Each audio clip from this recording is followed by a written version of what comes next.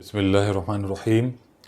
سلطان المشائخ حضرت خواجہ نظام الدین اولیاء محبوب الہی رحمۃ اللہ علیہ کے سب سے پیارے اور سب سے چہیتے مرید حضرت خواجہ امیر خسرو رحمۃ اللہ علیہ کے 770ویں سالانہ عرس کے موقع پہ ویبینار کا آغاز کیا جاتا ہے۔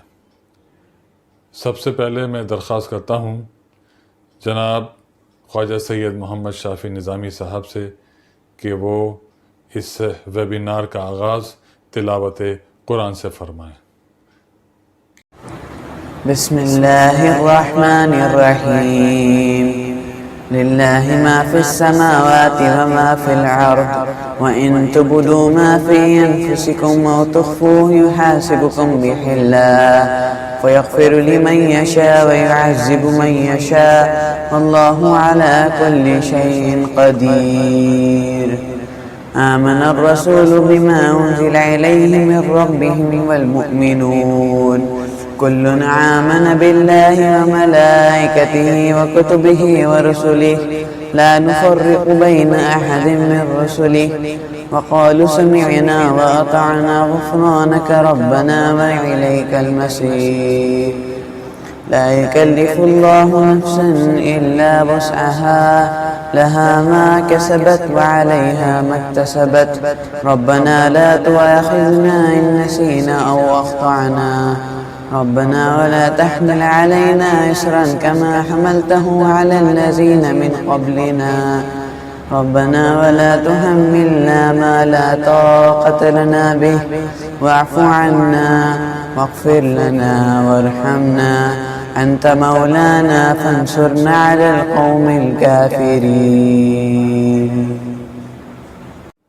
بہت بہت شکریہ خواجہ سید محمد شافی نظامی صاحب۔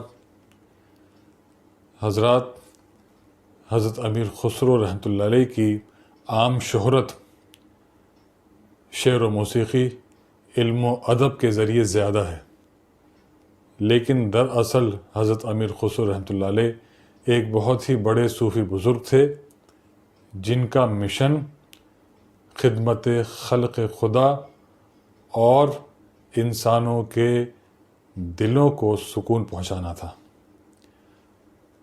حضرت امیر خسرو رحمۃ اللہ علیہ کی ہر صبح آنسوؤں کی برسات کے ساتھ ہوتی تھی۔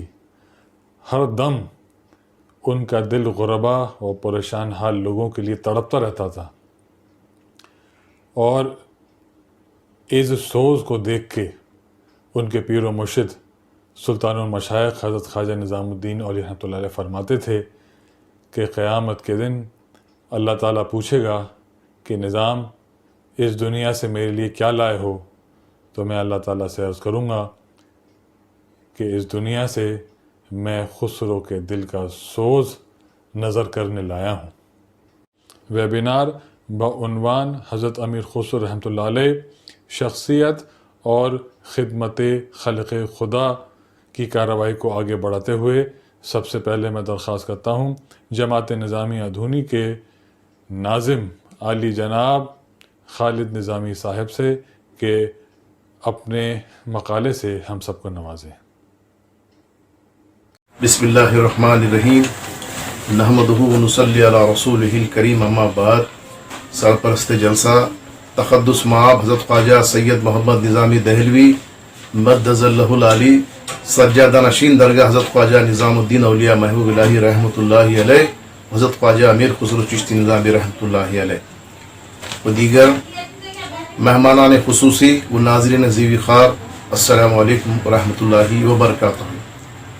حضرت خواجہ امیر خسرو رحمۃ اللہ علیہ کے 717واں عرس شریف کے موقع پر بین الاقوامی ویبینار کا انعقاد کیا گیا ہے۔ آج کے اس ویبینار کا عنوان ہے حضرت امیر خسرو رحمۃ اللہ علیہ کی شخصیت اور خلق خدا۔ اس پر میں نے مقالہ لکھنے کی کوشش کی ہے، ملاحظہ فرمائیں۔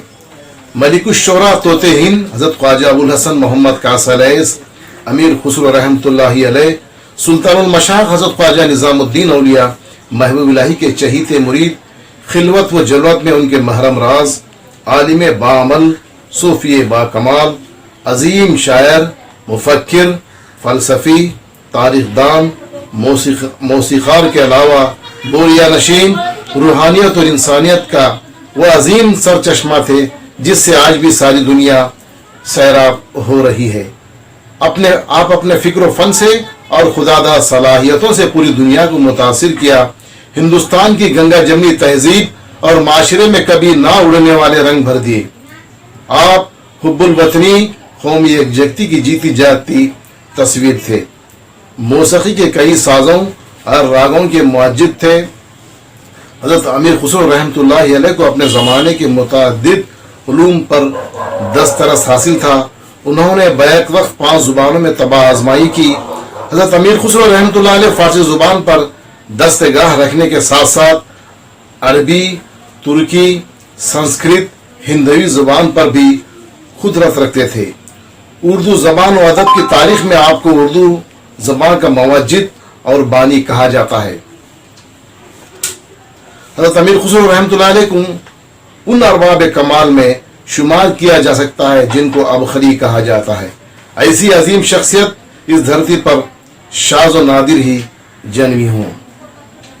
دلی یونیورسٹی کے ایک محقق محمد شاداب نے اپنے تحقیقی مقالے میں ارشاد فرماتے ہیں کہ حضرت امیر خسرو رحمۃ اللہ علیہ صوفی کی حیثیت سے فنا فی اللہ، ندیم کی حیثیت سے ارسطو زمانہ، عالم کی حیثیت سے متبحر، علامہ، ماہر، موسیقی کی حیثیت سے امام المجتہد، مورخ کی حیثیت سے بے نظیر محقق اور شاعر کی حیثیت سے ملک الشعراء تھے۔ ان سب سے بڑھ کر ایک عظیم انسان تھے جس پر پورے ہندوستان کو ناز ہے۔ آپ کی علمی قابلیت، عظیم شخصیت اور گراں قدر خدمات کا اعتراف دنیا بھر کے مورخین اور محققین اور نقادوں نے دل کھول کر کیا ہے۔ حضرت امیر خسرو رحمۃ اللہ علیہ کو سلطان المشائخ حضرت خواجہ نظام الدین اولیاء محو الہی کے چشم عنایت نے اس درجہ کمال کو پہنچا دیا تھا۔ حضرت امیر خسرو رحمۃ اللہ علیہ پر حضرت محو الہی کا خاص لطف و کرم تھا۔ ایک مرتبہ حضرت محو الہی نے حضرت امیر خسرو رحمۃ اللہ علیہ سے پوچھا، کیا چاہتے ہو؟ اس پر حضرت امیر خسرو رحمۃ اللہ علیہ نے برجستہ کہا، کلام میں شیرنی سخن چاہتا ہوں۔ حضرت محو الہی نے مسکرا کر کہا، جاؤ اندر، میری چارپائی کے نیچے تشت میں کچھ شکر رکھیے، وہ لے آؤ اور اپنے اوپر نثار کرو اور کچھ اس میں سے چکھ لو۔ حضرت امیر خسرو رحمۃ اللہ علیہ نے ایسا ہی کیا۔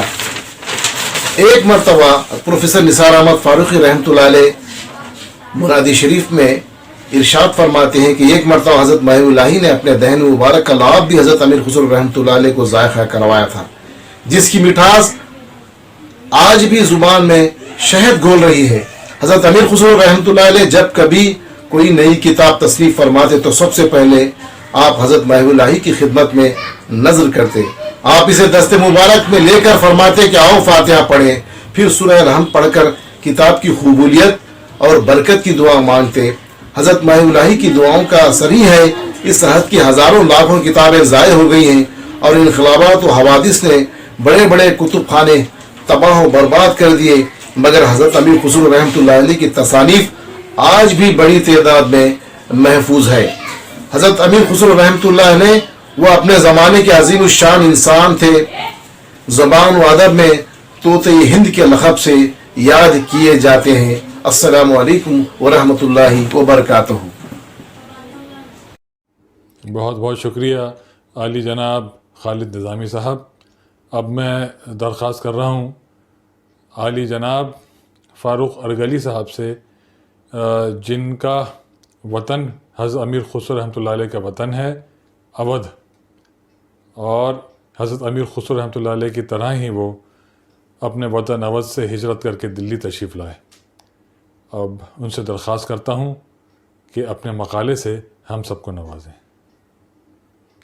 ناظرین کرام، السلام علیکم رحمۃ اللہ وبرکاتہ۔ طوطی ہند، تاج الشعراء، صوفی باصفا، مرشد انسانیت حضرت ابو الحسن لاچین امیر خسرو رحمۃ اللہ علیہ کی عرس مبارک کی اس نورانی محفل میں آپ سب کا خیر مقدم۔ سب سے پہلے یہ ناچیز فقیر اردو حضرت خواجہ سید محمد نظامی صاحب سجادہ نشین درگاہ محبوب الہی حضرت خواجہ نظام الدین اولیاء رحمۃ اللہ علیہ کی خدمت میں ہدیہ تبریک و تحسین پیش کرتا ہے۔ آپ نے اپنے دادا شمس العلماء حضرت خواجہ حسن نظامی علیہ الرحمہ اور تایا حضرت خواجہ حسن ثانی نظامی علیہ الرحمہ کی روایات کو شان و شوکت کے ساتھ برقرار رکھا ہے۔ ان دنوں جب کورونا کی وجہ سے عام اجتماعات ممکن نہیں ہے، انہوں نے خواجہ حال کی تمام روایات کے مطابق سالانہ سیمینار کے ویبینار کی صورت میں منعقد فرما کر ساری دنیا کے عقیدت مندوں کو مستفید ہونے کا موقع عنایت فرمایا ہے۔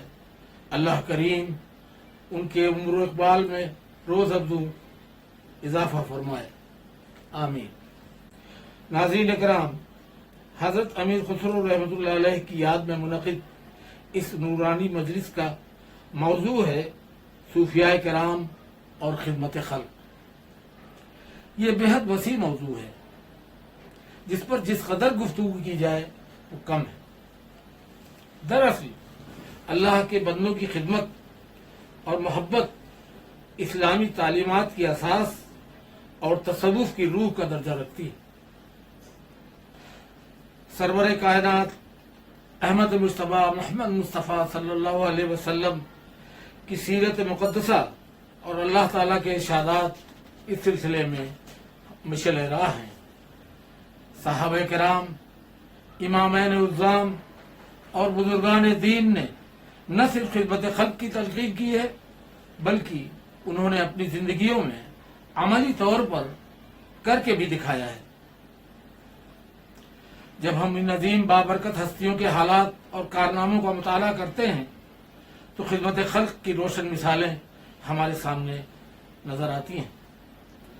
ہزاروں بلکہ لاکھوں واقعات سے صرف ایک واقعہ خدمت خلق کی اہمیت کو سمجھنے کے لیے کافی ہے کہ خلیفہ دوئم سیدنا حضرت عمر فاروق رضی اللہ عنہ راتوں کو مدینے کے محلوں میں عام آدمی کی صورت میں گشت کیا کرتے تھے۔ اس طرح آپ کو معلوم ہو جاتا تھا کہ کون تکلیف میں ہے اور آپ اس کی مدد فرماتے تھے۔ بہت سے نامور حکمرانوں نے تاریخ کے ہر دور میں خلق خدا کی خدمت کر کے ناموری اور اللہ کی خوشنودی حاصل کی ہے۔ یہ بھی حقیقت ہے کہ دنیا کے ہر مذہب میں خدمت خلق ایک آفاقی نیک عمل ہے۔ ہندوستانی تاریخ میں بھی ایسے واقعات بہت سے موجود ہیں۔ راجہ ہریش چندر کا نام تو جلی حروف پہ درج ہے۔ عیسائیوں کی چیریٹیز اور مشنریز، دھرم شالے، بھنڈارے، سکھوں کے گردواروں کی انسانی خدمات خلق خدا کی خدمت کی زندہ مثالیں ہیں۔ مغرب خلق خدا کے معاملے میں بہت زیادہ حساس نظر آتا ہے اور آج ساری دنیا میں ان کی چیریٹیز اور مشنریز اور اسپتالوں کے طریقہ کار کی تقلید کی جا رہی ہے۔ لیکن حقیقت یہ ہے کہ دوسری صدی ہجری میں عباسی خلفاء کا دور تھا۔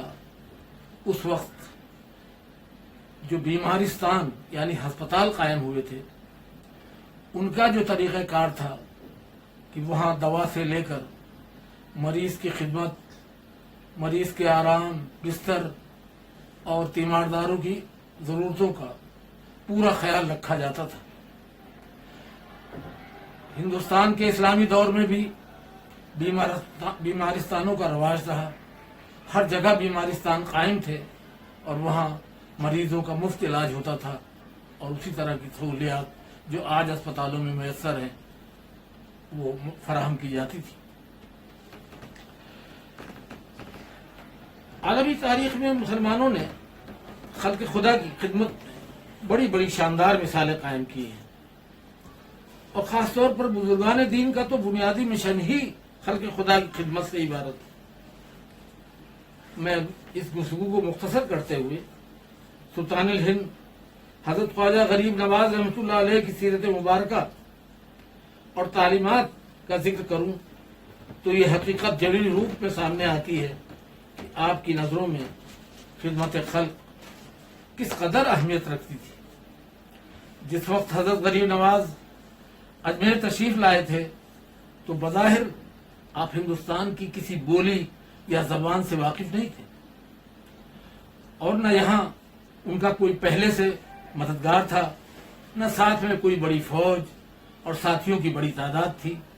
بس اللہ کی مدد پر بھروسہ کر کے تشریف لے آئے اس اجنبی دیش میں، جہاں کی بھاشا، لوگ، مذہب الگ، رسم و رواج مختلف، اور پھر ڈال دیا یہاں ڈیرا۔ لیکن کچھ عرصے بعد ہی آپ وہاں کے عوام و خواص میں حد لذیذ ہو گئے۔ اس میں اسی خدمت خلق کا جذبہ کار فرما تھا جو تصوف کی روح ہے۔ آپ نے بلا تفریق اللہ کے بندوں کی دلجوئی اور دستگیری فرمائی۔ آپ فرمایا کرتے تھے کہ جو شخص آخرت کے عذاب سے بچنا چاہتا ہے وہ اللہ کی اطاعت کرے، اور اللہ کی سب سے اچھی اطاعت یہ ہے کہ وہ مظلوموں کی فریاد رسی کرے، بیچاروں کی حاجت روائی کرے اور بھوکوں کا پیٹ بھرے۔ خلق اللہ کی خدمت میں بھوکوں کو کھانا کھلانا سب سے اہم ہے۔ حضرت غریب نواز نے لنگر کی شروعات کی، حکم ہوا خانقاہ میں گوشت کا استعمال نہیں ہوگا تاکہ دوسرے مذاہب کے لوگ جو گوشت سے پرہیز کرتے ہیں لنگر میں شریک ہو سکیں۔ لنگر کا سلسلہ خواجہ غریب نواز کے خلیفہ حضرت بابا فرید الدین گنج شکر رحمۃ اللہ علیہ سے ہوتا ہوا حضرت بابا گرو نانک تک پہنچا، جنہوں نے اس مقدس روایت کو اپنا لیا اور اپنے مسلک میں جاری فرمایا۔ سکھ برادری نے اس طریقے کو پوری طرح اپنا لیا۔ آج ساری دنیا میں سکھ بھائیوں کے گردواروں میں لنگر اور دوسری خدمات خلق خدا کی خدمت کا بہترین نمونہ ہے۔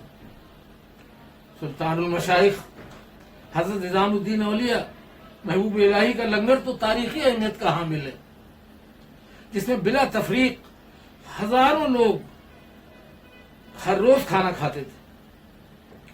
حضرت محبوب الہی اپنی علمی، روحانی خوبیوں اور خدمت خلق کی وجہ سے سچ مچ دلی پر راج فرماتے تھے۔ آپ کی مقبولیت اور شہرت سے جل کر ہی تو بادشاہ غیاث الدین تغلق آپ کا دشمن بنا تھا، اور بعد میں وہ آپ ہی کی بددعا سے تباہ بھی ہو گیا۔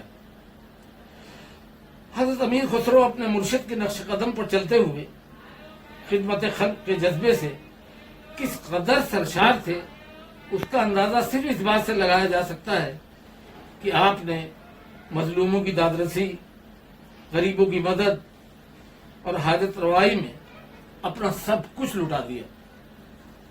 حضرت امیر خسرو کوئی معمولی انسان نہیں تھے، آپ علوم و فنون کا ایک سمندر تھے، عالمی سطح کے شاعر، دانشور، سیاستدان، کئی جلیل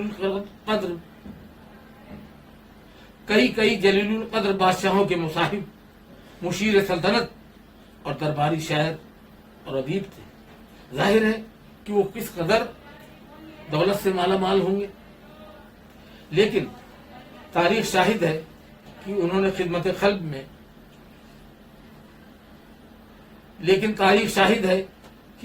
خدمت خلق میں سب کچھ قربان کر کے فقیری اور درویشی کی زندگی اختیار کی۔ حضرت امیر خسرو کی منظوم اور نثری تخلیقات میں جگہ جگہ اللہ کے بندوں سے محبت اور خدمت خلق کی تلقین موجود ہے۔ انہوں نے بادشاہوں کے قصیدے لکھے اور ان کی تعریف میں اپنے شاعرانہ کمالات بھی دکھائے، لیکن اس کے ساتھ ساتھ اپنے ادب کے ذریعے، اپنی تحریروں کے ذریعے اس دور کے حکمرانوں کو عدل و انصاف اور عوام سے محبت کی جانب راغب بھی کیا۔ خدمت خلق کے معاملے میں حضرت امیر خسرو ہندو مسلمان میں کوئی تفریق نہیں رکھتے تھے۔ انہوں نے آج سے 750 سال پہلے یہ محسوس کر لیا تھا کہ اس ملک کی تعمیر و ترقی کے لیے مشترکہ زبان اور تہذیب بنیاد کا پتھر ثابت ہوگی۔ ہندوی یعنی ہندوستانی زبان اور ہندی کے فروغ کی تاریخ میں حضرت امیر خسرو سالار کاررواں کی حیثیت رکھتے ہیں۔ ہم حضرت امیر خسرو کی ہندوستان اور ہندوؤں سے محبت اور سماجی یکجہتی کی کامیاب ترین کوششوں کو بھی خدمت خلق کے بے پناہ جذبے کا عنوان دے سکتے ہیں۔ بھارت کی ہر بات، ہر دھرم اور ہر تہذیب سے والہانہ محبت کے معاملے میں ہندوستان کی کسی قوم میں آج تک حضرت امیر خسرو جیسا مہاپروش پیدا نہیں ہوا۔ یہ سلطان المشائخ حضرت محبوب الہی اور ان کے مقدس سائے میں پروان چڑھنے والے حضرت امیر خسرو کی تعلیمات ان کے بعد بھی چشتیہ نظامیہ بزرگوں کے لیے مشعل راہ رہی۔ آج بھی خانقاہوں میں ایسے صوفیاء کرام مل جائیں گے جو اسلاف کی مشن کو جاری رکھے ہوئے ہیں اور آگے بڑھانے کی کوشش کرتے رہتے ہیں۔ اس وقت میرے ذہن میں شمس العلماء مصور فطرت حضرت خواجہ حسن نظامی رحمۃ اللہ علیہ کی مبارک شبیہ ابھر رہی ہے، جو گزشتہ 20ویں صدی کے نصف اول میں چشتیہ نظامیہ صوفیاء کے سرخیل تھے۔ آپ درگاہ محبوب الہی کے سجادہ نشین تھے، لیکن انہوں نے درگاہ کی یافت پر گزر بسر کرنے کے بجائے محنت مشقت سے روزی کمانے کی عملی تعلیم قوم کو دی۔ وہ عظیم عالم دین، مفکر ملت، ادیب اور صحافی ہونے کے ساتھ ساتھ خدمت خلق کے جذبے سے سرشار تھے۔ انہوں نے رسائل، اخبارات اور کتابوں کی اشاعتی کاروبار سے خوب کمایا اور راہ خدا میں خوب خرچ بھی کیا۔ کتنے یتیموں، بیواؤں، معذوروں اور حاجت مندوں کی مدد فرماتے تھے، اس کی تعداد بہت کم لوگوں کو معلوم ہو۔ حضرت بے انتہا مخیر ہونے کے باوجود نوجوانوں کو محنت مزدوری کر کے روزی کمانے پر عملی طور پر راغب کرتے رہتے تھے۔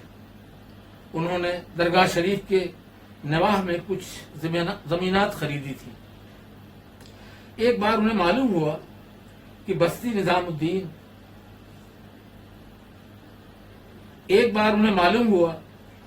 حضرت نظام الدین اولیاء میں کچھ غریب لوگ بیکاری سے پریشان ہیں۔ انہوں نے مکانات کی تعمیر شروع کرا دی اور لوگوں کو کام فراہم کیا۔ کئی بار ایسا بھی ہوا کہ کرنے لائق کوئی کام نہ تھا۔ ایسے میں خواجہ صاحب نے مزدوروں سے کہا کہ فلاں جگہ پر بڑا سا گڈھا کھودیں۔ گڈھا تیار ہو گیا تو اب حکم ہوتا ہے اسے پر کرو اور زمین برابر کرو۔ خدمت خلق کی ایسی مثالیں بہت کم دیکھی گئی ہیں۔ ہمارے مرشد حضرت خواجہ حسن ثانی نظامی رحمۃ اللہ علیہ بھی حتی الامکان خدمت خلق کے کاموں میں زندگی بھر سرگرم رہے۔ آج حضرت امیر خسرو علیہ الرحمہ کی 770ویں عرس مبارک کے موقع پر دعا گو ہوں کہ اللہ رب العزت اپنے حبیب احمد مجتبیٰ محمد مصطفیٰ صلی اللہ علیہ وسلم، صحابہ کرام اور اولیاء اعظام کے طفیل میں اس وقت ساری دنیا میں پھیلی ہوئی کورونا کی وبا کو دور فرمائے۔ خاص طور پر ہمارے وطن کو نفرت و تعصب کی زہرناکیوں سے محفوظ رکھے۔ اس کے ساتھ ہی میں یہ دعا بھی کرتا ہوں کہ یا اللہ، جو لوگ اس وقت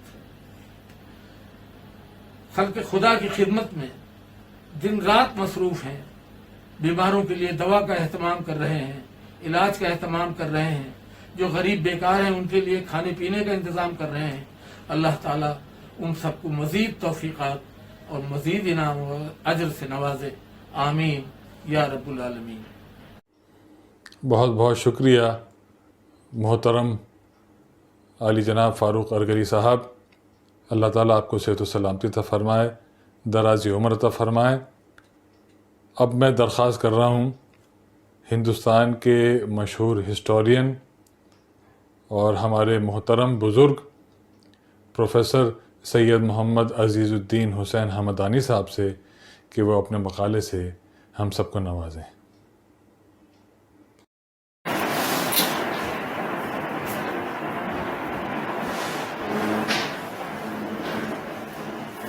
جہاں تک امیر خسرو کا تعلق ہے تو ان کی پیدائش ضلع ایٹا کے قصبہ پٹیالی میں ہوئی. ان کے والد سلطنت کی فوج میں تھے اور اسی وجہ سے ان کو دہلی آنا پڑا. امیر خسرو کا دہلی آنا ان کے لیے بڑا سود مند ہوا، اس لیے کہ یہ وہ دور ہے کہ جب 1258 میں بغداد اور سینٹرل ایشیا اور ایران کو جب مغلوں نے تباہ و برباد کر دیا تھا تو ان تمام مقامات سے علماء، مشائخ، دانشور، دوسرے علوم سے تعلق رکھنے والے لوگ، ان کا زیادہ تر رخ ہندوستان کی طرف ہوا.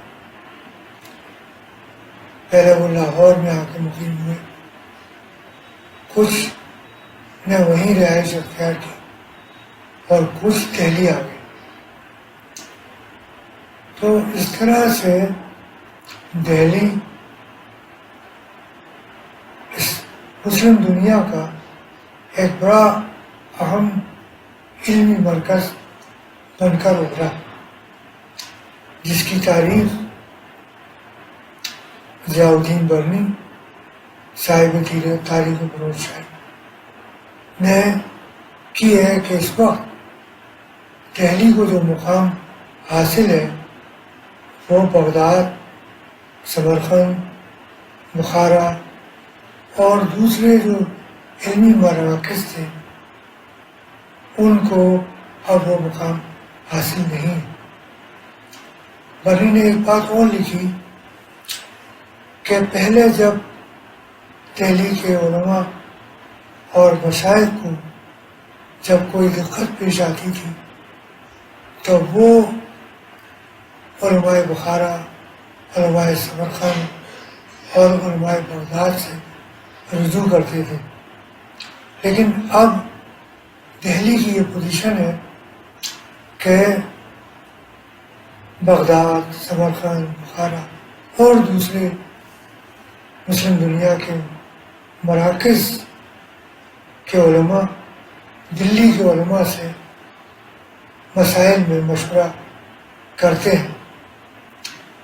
اور یہی ہم دیکھتے ہیں کہ حضرت نظام الدین اولیاء بھی بنیادی تعلیم جب ان کی بدایوں میں مکمل ہو گئی تو وہ بھی دہلی آ گئے، اس لیے کہ دہلی جو تھا وہ ہائر ایجوکیشن کا ایک بہت بڑا سینٹر بن کے ابھرا.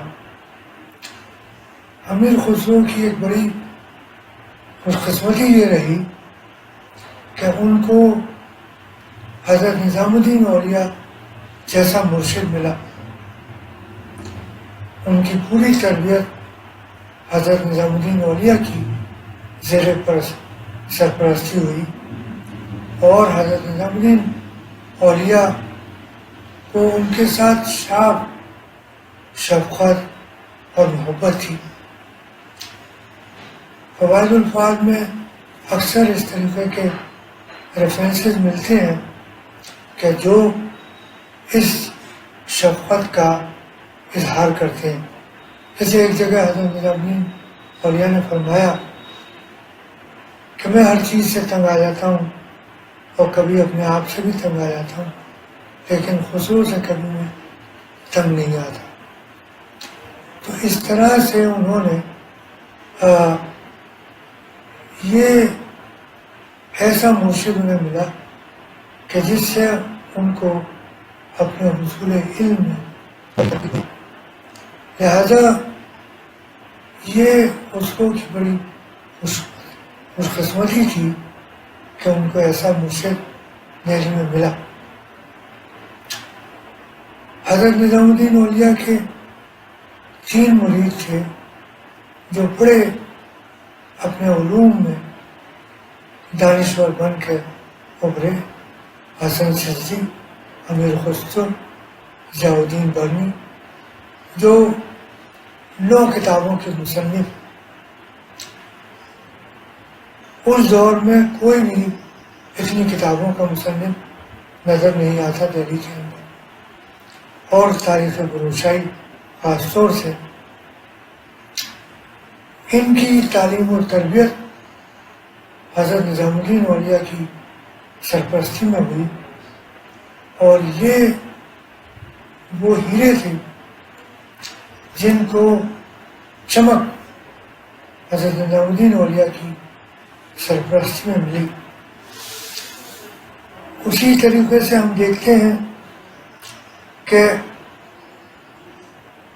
امیر خسرو نے جو اشعار لکھے، جو تمام ان کے اوپر جو سمجھ، جو فکر امیر خسرو کی ان اشعار میں نظر آتی ہے، وہ اس پہ پوری حضرت نظام الدین اولیاء کی عکاسی ہے۔ یہ تمام صوفیہ وسعت قلبی، وسعت ذہنی اور مذہبی رواداری کے قائل تھے، اور اس کا اثر امیر خسرو پہ یہ پڑا کہ انہوں نے اپنے ایک شعر میں کہا کہ اے کہ زبد تانا پر ہندو بری، ہم آموز ازوے پرستش کری۔ کرے تم جو ہندوؤں پہ تانا دے رہے ہو کہ وہ پرستش کرتے ہیں، وہ پوجا کرتے ہیں، اس کو کہہ رہے ہیں کہ ان سے سیکھو کہ پرستش کیسے ہوتی ہے اور اللہ کی یاد کس طرح سے کی جاتی ہے۔ تو بجائے اس کے کہ ریڈیکیول کریں، بلکہ اس کو اپریشیٹ کر رہے کہ اس طرح سے ان کی وسعت قلبی اور وسعت ذہنی نظر آتی ہے۔ ایک چیز جو ان کے مرشد کا اثر ہے وہ ہے انسان دوستی اور نظریے مساوات پر عمل اور انسانوں سے محبت۔ دراصل یہ تمام صوفیہ بڑے عالم تھے اور یہ اسلام کی تاریخ سے پوری طریقے سے واقف تھے۔ خسرو اپنے اشعار میں کہہ رہے ہیں کہ جو غیر مسلم ہیں ان کو مذہبی آزادی ہونی چاہیے اور ان کی جان و مال کا تحفظ ہونا چاہیے۔ یعنی یہ 13ویں 14ویں صدی میں یہ کانسیپٹ پوری دنیا میں تھا ہی نہیں۔ اگر کرسچن گورنمنٹ ہے تو کرسچنٹی کو کرے گی، کرسچنس میں بھی پروٹیسٹنٹ ہیں، کیتھولک ہیں، یہ ہے، اس میں تمام اسی طریقے سے ہندوستان میں بھی ترکوں کے آنے سے پہلے بڑی ذات کے لوگ، چھوٹی ذات کے لوگ، لیکن خسرو کہہ رہے ہیں کہ ہمارے اندر مذہبی رواداری ہونی چاہیے۔ تو یہ خسرو کہاں سے لے رہے ہیں؟ یہ خسرو کا جو کانسیپٹ ہے، کس کو وہ ہندوستان میں پروموٹ کر رہے ہیں، یہ حضرت محمد مصطفیٰ صلی اللہ علیہ وآلہ وسلم کا جو دستور مدینہ ہے، چارٹر آف مدینہ، جو 622 میں انہوں نے مدینہ میں قائم کیا کہ مدینہ کی اسٹیٹ جو ہوگی، جو مدینہ کی اسلامک اسٹیٹ ہوگی، اس میں ہر مذہب کے فالوور کو، چاہے وہ کرسچن ہو، جیو ہو، زوراسترین ہو، کوئی بھی مذہب کا فالوور ہو، اس کو مذہبی آزادی ہوگی اور اس کے جان مال کی حفاظت کی ذمہ داری اسلامک اسٹیٹ کی ہوگی۔ اس طرح سے امیر خسرو ہندوستان میں چارٹر آف مدینہ کو اپنے اشعار کے ذریعے پروموٹ کر رہے ہیں کہ تاکہ سماج میں مساوات، ہم آہنگی اور بھائی چارہ پیدا ہو سکے، کمیونل ہارمونی پیدا ہو سکے۔ یہ اسٹیٹ نہیں کر رہی، یہ کون کر رہا ہے؟ ایک صوفی کا مرید۔ تو صوفیوں کا یہ پہلا ایجنڈا تھا کہ آپ کو ان تمام چیزوں کو ہندوستان یا دوسرے ممالک میں جب آپ جاتے ہیں تو سب سے پہلے ان چیزوں کو آپ پروموٹ کرنا ہے، اس لیے کہ جب تک امن و سکون اور چین نہیں ہوگا اس وقت تک وہ ملک کبھی ترقی نہیں کر سکتا۔ پولیٹیکل اکنامی کا کنسیپٹ 18 سینچری میں یورپ نے دیا، لیکن دونوں مرید حضرت نظام الدین اولیاء امیر خسرو اور ضیاء الدین برنی دونوں اس بات کی وکالت کر رہے ہیں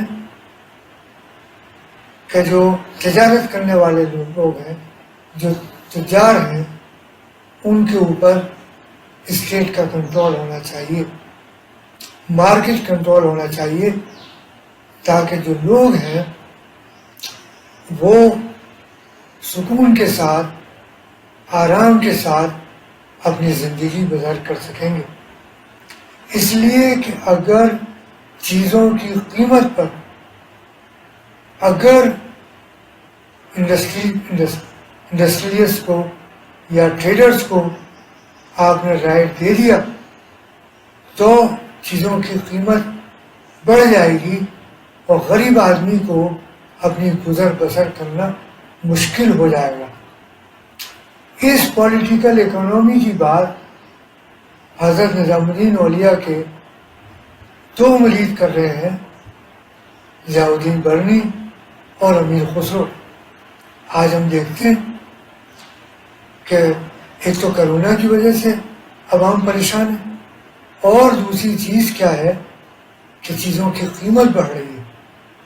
اب جو آدمی جسے مزدوری نہیں مل رہی، تو اس طرف نشاندہی خسرو کے پاس دولت کی کمی نہیں تھی، وہ تمام عمراء اور سلاطین سے اور شہزادوں سے اٹیچ تھے اور وہ سب ان کو نوازتے تھے، لیکن وکالت کر رہے ہیں وہ غریبوں کی۔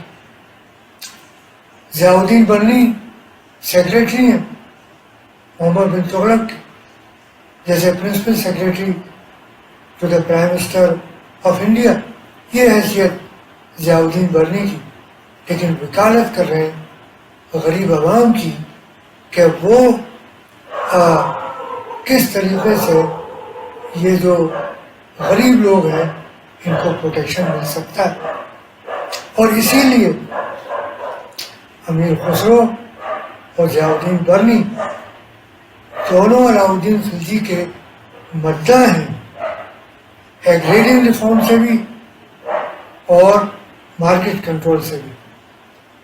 ایگریرین ریفارم سے یہ ہو رہا ہے کہ جو کسان ہے وہ محفوظ ہو گیا، زمیندار کے اپنے استحصال سے، جو زمیندار خود مقدم اور چودھری اس کا استحصال کرتے تھے، اس استحصال سے محفوظ ہو گیا۔ اب علاؤدین خلجی نے اسٹیٹ کا ڈائریکٹ تعلق کسان سے کر دیا، اسٹیٹ کا بھی فائدہ ہو رہا ہے اور کسان کا بھی فائدہ ہو رہا ہے۔ یہی بات برنی بھی کہہ رہے ہیں کہ اس نے بڑی آسانی پیدا کی کہ جو یہ بچولیے تھے، زمیندار تھے، اسی لیے جو ڈیموکریٹک کنٹریز ہیں اس میں زمینداری انسٹیٹیوشن کی کوئی جگہ نہیں ہے، اس لیے کہ یہ انٹرمیڈیٹریز جو ہیں ان کا کوئی اس میں لینا دینا نہیں ہے۔ کسان پیدا کر رہا ہے، اسٹیٹ اس کو پروٹیکٹ کر رہا ہے، تو یہ دونوں شیئر کریں تاکہ چیزوں کی قیمت کم ہو اور لوگ اپنی زندگی آسانی سے گزار سکیں۔ تو امیر خسرو اور ضیاء الدین برنی دونوں پولیٹیکل اکنومی کی بات 13 اور 14 سینچری میں کر رہے ہیں اور سلطان علاؤدین خلجی کو اپریشیٹ کر رہے ہیں کہ کس طریقے سے اس نے اناج کی قیمت کو کم کر دیا ہے اور ایک عام آدمی اپنی زندگی بڑی آسانی سے گزار سکتا ہے۔ اس طرح سے خدمت خلق کا اور خلق خدا کی کے پروٹیکشن کی بات حضرت نظام الدین اولیاء کے یہ دونوں مریدین کر رہے۔ ایک اور چیز جو امیر خسرو کے یہاں میں ملتی ہے وہ یہ ہے کہ امیر خسرو کے یہاں دار و دہش بہت ہے، ان کے پاس پیسہ بھی آ رہا ہے، دولت بھی آ رہی ہے، اور وہ ضرورت مندوں کو وہ دولت بانٹ رہے ہیں تاکہ اس میں سبھی شامل ہیں، اس میں کیلیگرافر ہیں، اس میں آرٹسٹ ہیں، اس میں رقاصائیں ہیں، اس میں اور دوسرے لوگ ہیں، غربا ہیں، پورے دل سے وہ ان کو سپورٹ کر رہے ہیں۔ تو ان حضرات کے ہاں ایک بات جو خاص ہے وہ یہ نہیں ہے کہ صرف قول ہی قول ہے کہ ہم اخبارات میں اپنی اوپینین دیں اور اپنی اوپینین شائع کرائیں اور عمل ہمارا اس کے برعکس ہو۔ ان لوگوں نے جس بات کے لیے کہا ہے، جن بات کے لیے ان اشعار میں کہا ہے، اس کے اوپر وہ عمل بھی کر رہے ہیں۔ یہ ضیاء الدین برنی کا حال ہے کہ اس نے تمام اپنا مال و اسباب سب لوگوں میں تقسیم کر دیا اور خود حضرت نظام الدین اولیاء کی درگاہ کے کہیں قریب آ کے بس گیا اور پھر باقی زندگی اور وہیں گزار دی۔ تو یہ صرف زبانی بات نہیں کر رہے۔ ایک اور چیز کی جو نئی بنیاد ہمیں خسرو کے یہاں نظر آتی ہے کہ اس سے پہلے جو شعراء ہیں، ہسٹورینس ہیں اور لوگ ہیں، وہ اللہ کی حمد کرتے ہیں، پھر حضرت محمد مصطفیٰ صلی اللہ علیہ وآلہ وسلم کی حمد و ثنا کرتے ہیں اور پھر سلطان کی۔ لیکن امیر خسرو نے اس کو بدل دیا اور پہلے انہوں نے اللہ کی حمد و ثنا کی، اس کے بعد حضرت محمد مصطفیٰ صلی اللہ علیہ وآلہ وسلم کی حمد و ثنا کی اور اس کے بعد اپنے مرشد کی حمد کی۔ تو وہ یہ بتانا چاہ رہے ہیں کہ جس نے تمہارے اوپر احسان کیا، جو تمہارا استاد ہے، جس نے تمہاری تربیت کی، جس نے تمہاری تعلیم کی، اس کا مرتبہ سلطان سے بلند ہے۔ اس کی روایت سب سے پہلے امیر خسرو نے ہندوستان میں ڈالی، ورنہ اس سے پہلے جتنے اسکالرس ہیں، جتنے دانشور ہیں، وہ سب اس طریقے سے، اور اسی لیے میں لکھتا ہوں کہ میں نے ضیاء الدین برنی کی وہ تاریخ فروشائی ہے اس کے پہلے ورژن پہ کام کیا، اس کو ایڈٹ کیا اور اس کے جو نسخے رضا لائبریری رامپور اور 3 نسخے بارڈلین لائبریری آکسفورڈ میں تھے، اس کا مقابلہ موازنہ کر کے اس کو شائع کیا، تو اس میں اس نے باقاعدہ 4-5 صفحات حضرت نظام الدین اولیاء اپنے مرشد کے بارے میں، ان کی تعریف کے بارے میں اس نے لکھا ہے کہ ان کے اندر کیا خصوصیات تھیں، ان کے دلی میں رہنے سے کیا فائدے ہوئے لوگوں کو، ان سے کیا لوگ مفید ہوئے، اور کس طریقے سے لوگ آرام و سکون کی زندگی گزار سکے، کس طریقے سے لوگ اسلام کو فالو کر رہے ہیں۔ تو اس طرح سے حضرت نظام الدین اولیاء کے جو مرید ہیں ان کا رول بڑی اہمیت کا حامل ہے، لیکن میں دیکھتا ہوں کہ ہر دور میں یہ تمام چیزیں نظر آتی ہیں۔ جیسے آج ہی میں نے راشٹریہ سہارا میں دیکھا کہ ایک عورت کو گریٹر نوئیڈا میں اس کے مالک مکان نے کرایہ نہ دینے کی وجہ سے مکان سے نکال دیا۔ اب وہ غریب گریٹر نوئیڈا کے کسی ٹوائلٹ میں اپنی زندگی اپنی فیملی کے ساتھ گزار رہی ہے۔ یہ کون سی صدی ہے؟ یہ 21ویں صدی ہے۔ 21ویں صدی میں یہ مثال آج ہمیں گریٹر نوئیڈا میں نظر آتی ہے، لیکن ایسا نہیں ہے ظلم و زیادتی جس کی نشاندہی امیر خسرو یا ضیاء الدین برنی 13ویں یا 14ویں صدی میں کر رہے ہیں۔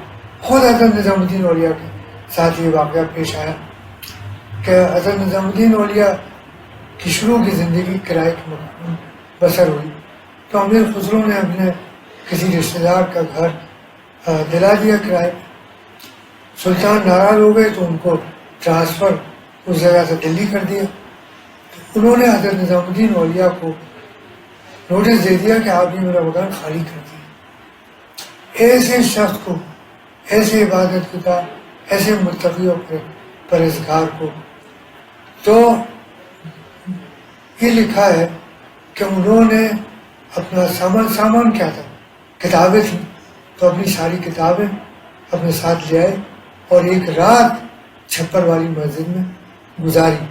تو ایسا نہیں ہے ظلم و زیادتی کسی زمانے میں نہیں ہوا، لیکن میں سمجھتا ہوں 21 سینچری میں اس طرح کا واقعہ جو ہے وہ واقعی ہم لوگوں کے لیے ایک بہت بڑا سوالیہ نشان ہے کہ ہم کس دنیا میں رہ رہے ہیں، اور کیا یہی وجہ تو نہیں ہے کہ جس کی وجہ سے آج ہم ان تمام مسائل کا جو ان سے ہم درپیش ہیں ان کا شکار ہو رہے ہیں۔ تو اس طرح سے امیر خسرو نے اپنے تمام اشعار کے ذریعے جو اعجاز خسروی اور دوسرے ان کے کلام کے مجموعے ہیں ان سے ان کانسیپٹ کو لوگوں تک پہنچایا۔ وہ ہندوستانی کسانوں کی تعریف کرتے ہیں، کہتے ہیں کہ ہندوستانی جو کسان ہیں مطلب ہندو، وہ بڑے سیدھے اور نیل گائے ان کی کھیتی کو نقصان پہنچاتی ہے، لیکن وہ ان نیل گایوں کو کبھی زد و کوب نہیں کرتے، ان کو نقصان نہیں پہنچاتے، تو اپریشیٹ کرتے ہیں۔ ایک اور جگہ امیر خسرو کہتے ہیں کہ جو وسائل ہیں، قدرتی وسائل ہیں، ان کا ہمیں استحصال نہیں کرنا چاہیے۔ کب کریں؟ 13ویں 14ویں صدی میں۔ آج ایک خبر ایک انوائرمنٹلوجسٹ ہیں، انہوں نے کہا ہے کہ آج جن مسائل سے ہم دوچار ہو رہے ہیں، یہ جو ہم نے کھلواڑ ہم نے انوائرمنٹ کے ساتھ کی ہے، یہ اس کا نتیجہ ہے جو آج ہماری جانیں جو ہیں وہ ہلاک ہو رہی ہیں۔ تو آج تو انوائرمنٹولوجی ہے، آج سائنٹسٹ ہیں اور وہ اس بات پہ کہہ رہے ہیں، لیکن امیر خسرو انوائرمنٹ کے بارے میں جس کا ڈائریکٹ تعلق مخلوق خدا سے ہے، وہ 14 سینچری میں کہہ رہے ہیں کہ بھائی یہ جو اللہ نے چیزیں تمہارے لیے پیدا کی ہیں، ان کا استحصال مت کرو، ان کا استعمال کرو، کلو وشربو ولا تسرفو، ان کھاؤ پیو لیکن ان کو وہ مت کرو، ضائع مت کرو۔ تو اس کانسیپٹ کو حضرت نظام الدین اولیاء کا ایک مرید اپنے کلام کے ذریعے اس طرح سے لوگوں تک پہنچا رہا ہے، تو میں سمجھتا ہوں کہ حضرت نظام الدین اولیاء کے یہ جو مریدین ہیں ان کی بڑی اہمیت ہے، اور میں سمجھتا ہوں کہ جتنی اہمیت اس دور میں تھی، میں سمجھتا ہوں امیر خسرو جیسے جیسے ادوار گزر رہے، امیر خسرو کی امپورٹنس بڑھتی چلی جا رہی ہے۔ پوری دنیا میں امیر خسرو کا ایک سکہ ہے، امیر خسرو کی ایک اہمیت ہے، تو اس میں حضرت نظام الدین اولیاء کا بڑا کنٹریبیوشن ہے کہ انہوں نے 3 بڑے ایسے مریدین بنائے کہ جن کا سکہ آج پوری دنیا مان رہی ہے، جس میں حسن سجدی، جس میں امیر خسرو اور ضیاء الدین برنی جیسا مورخ، اور میں سمجھتا ہوں کہ جتنی ان کی اہمیت اس دور میں تھی اتنی ہی اہمیت اس دور میں بھی ہے۔ میں خواجہ سید محمد نظامی صاحب کا شکر گزار ہوں کہ انہوں نے آج کے اس مقدوس دور میں امیر خسرو کے اس عرس کے موقع پر اس ویبینار کا یہ پروگرام منعقد کیا، جس سے امیر خسرو کا یہ میسج لوگوں تک پہنچ سکے اور لوگ آج کے دور میں امیر خسرو کے ان خیالات سے واقف ہو سکیں۔ بہت بہت شکریہ۔ بہت بہت شکریہ محترم پروفیسر سید محمد عزیز الدین حسین ہمدانی صاحب۔ حضرات، کچھ لوگ یہ سوچتے ہیں کہ ایک طرف تو سلطان المشائخ حضرت خواجہ نظام الدین اور رحمۃ اللہ علیہ ہمیشہ بادشاہوں سے دوری بنا کے رکھتے ہیں، وہیں ان کے سب سے پیارے اور سب سے عزیز مرید حضرت امیر خسرو رحمۃ اللہ علیہ اپنے وقت کے ساتھوں کے ساتھ بادشاہوں کے مصاحب رہتے ہیں۔ تو اس عمل میں بھی ایک بہت اہم حکمت پوشیدہ ہے، اور وہ حکمت کیا ہے حضرات؟ وہ حکمت وہی حکمت ہے جو حکمت تھی نبی کریم حضور محمد رسول اللہ صلی اللہ علیہ وآلہ وسلم کی صلح حدیبیہ کے معاہدے میں، جس میں حضور نبی کریم صلی اللہ علیہ وسلم نے دشمنوں کے اصرار پہ ان کی یہ بات قبول کر لی کہ اگر دشمنوں کا کوئی آدمی مسلمانوں کے ہاتھ لگ جائے گا تو اس کو چھوڑ دیں گے، لیکن اس کے برعکس اگر دشمنوں کے ہاتھ کوئی مسلمان لگ جائے گا تو وہ اس کو رکھ لیں گے۔ حضور نبی کریم صلی اللہ علیہ وسلم کے صحابہ اچھے، ان کی باتیں اچھی، اور جب یہ صحابہ دشمنوں کے پاس رہتے تھے اور صحبت میں بڑا اثر ہوتا ہے، اور ان کی اچھی صحبت سے جو دشمن ہوتے تھے وہ ان کی برائیاں دور ہو جاتی تھیں۔ اسی طرح جب کوئی دشمن مسلمانوں کے پاس آ جاتا تھا، ان کے ہاتھ لگ جاتا تھا، ان کو دیکھتا تھا، ان کے معاملات دیکھتا تھا، ان کی اچھی باتیں دیکھتا تھا، تو ان کا اثر اور ان کی اچھائیاں لے کے اپنے گھر جاتا تھا۔ یہی معاملہ تھا اور یہی حکمت پوشیدہ تھی حضرت امیر خسرو رحمۃ اللہ علیہ کی برابر دربار جانے میں۔ اور یہ کئی جگہ اس کا ذکر آیا ہے کہ حضرت امیر خسرو رحمۃ اللہ علیہ نے محبوب الہی سے کئی دفعہ عرض کی کہ حضور مجھے اجازت دیں کہ میں دربار چھوڑ دوں، وہاں جو کچھ ہوتا ہے مجھ سے دیکھا نہیں جاتا۔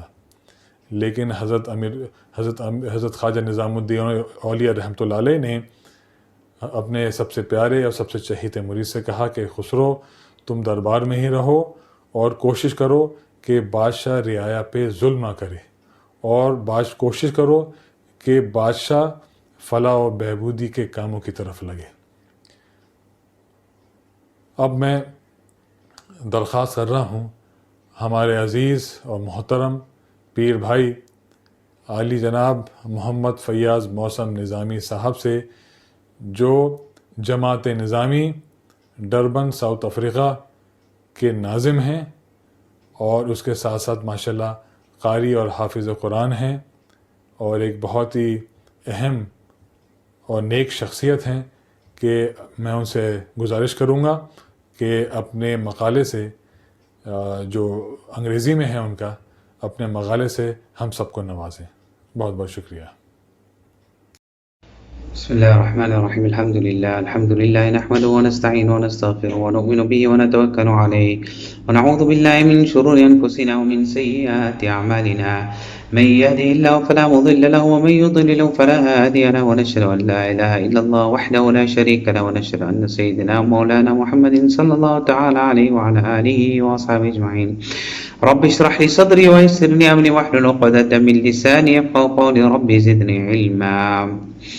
بسم الله الرحمن الرحيم. ألا إن أولياء الله لا خوف عليهم ولا هم يحزنون الذين آمنوا وكانوا يتقون لهم البشرى في الحياة الدنيا وفي الآخرة لا تبديل لكلمات الله ذلك هو الفوز العظيم. بسم الله الرحمن الرحيم. إن الله وملائكته يصلون على النبي يا أيها الذين آمنوا صلوا عليه وسلموا تسليما. اللهم صل على سيدنا مولانا سيدنا محمد وصحبه وبارك وسلم وصل عليه. My dear respected ulama ikram, mashayikh, muhibbin, elders, brothers, sisters and children in Islam, assalamu alaikum wa rahmatullahi wa barakatuh. I bear witness and testify that there is no God but Allah, and Muhammad sallallahu alayhi wa sallam is his servant and messenger. Choices, salat and salam on our beloved master Muhammad ibn Abdullah alayhi salatu wa taslim. I ask Allah subhanahu wa ta'ala to make it easy for me to address you in a manner that pleases him. My topic for today is Hazrat Amir Khusro rahmatullah alayhi. Hazrat Amir Khusro inherited from his father an honorable place in the society and a high status at the royal court, but also the tradition and respect for Sufis and men of piety. When he was 8 years old, Hazrat Amir Khusro's father took him to Hazrat Nizamuddin Awliya rahmatullah alayhi, and he wanted him to become a murid. Hazrat Amir Khusro sat outside and wanted to test Hazrat Nizamuddin Awliya Mahbuba Ilahi rahmatullah alayhi. So he stood outside and he conjured up a couplet, and he said that if Hazrat Nizamuddin Awliya answers this satisfactorily through ilham, knowledge, then he would become his murid. So this was the couplet he drew up. You are that great king that if on the roof of your great grand palace a pigeon were to sit, it would become a skylark. A poor and humble soul has come to your door. Should he enter or should he go away? Hazrat Nizamuddin Awliya Mahbuba Ilahi immediately replied and sent the following reply to Hazrat Amir Khusro in the same form of the initial quatrain. Do come in, O truthful soul, so that we may become close and become trusted friends.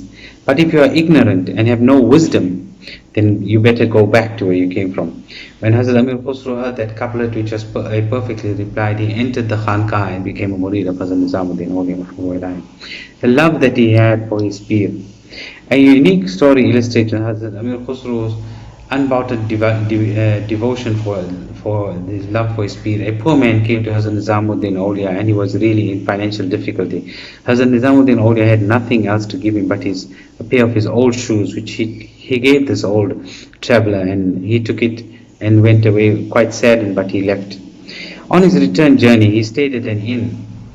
And at the same time, Hazrat Amir Khusro rahmatullah alayhi, coincidentally that same night stayed at that inn. He was returning on a trade trip from Bengal back to Delhi. Hazrat Amir Khusro at the time traded some jewelry and precious stone and was considered to be a very wealthy citizen of Delhi. The next morning when Hazrat Amir Khusro got up, he remarked, "Bu Sheikh mi ayad, I smell my peer's fragrance. I smell my peer's fragrance." After finding out the source of the scent, he found that man and asked him if he had seen Hazrat Nizamuddin Awliya. And of course this narrated the entire story. He, Hazrat Amir Khusro, traded his entire wealth for the pair of old sandals of his Pir Murshid. That traveler was very excited, duly accepted, and he got what he wanted and he moved on. When Hazrat Amir Khusro came back to Hazrat Nizamuddin Awliya to the Khanqah, he placed those shoes at the feet of his Sheikh and he explained to him that he had sold his entire wealth for these shoes. Hazrat Nizamuddin Awliya remarked, "Khusro bisyar arzan kharidi." Khusro, you got them very cheap. About the love that the Pir had for his murid. About his love for Amir Khusro, Hazrat Nizamuddin used to say, if Sharia permitted, I would have preferred to rest in the same grave as Hazrat Amir Khusro. So great was the attachment the Pir had for his murid.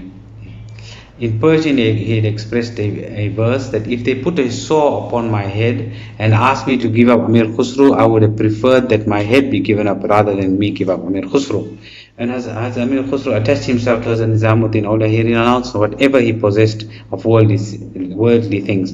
The Master was so deeply attached to his murid that he often prayed, "Oh Allah, forgive me for the sake of the fierce love burning in the heart of this Turk."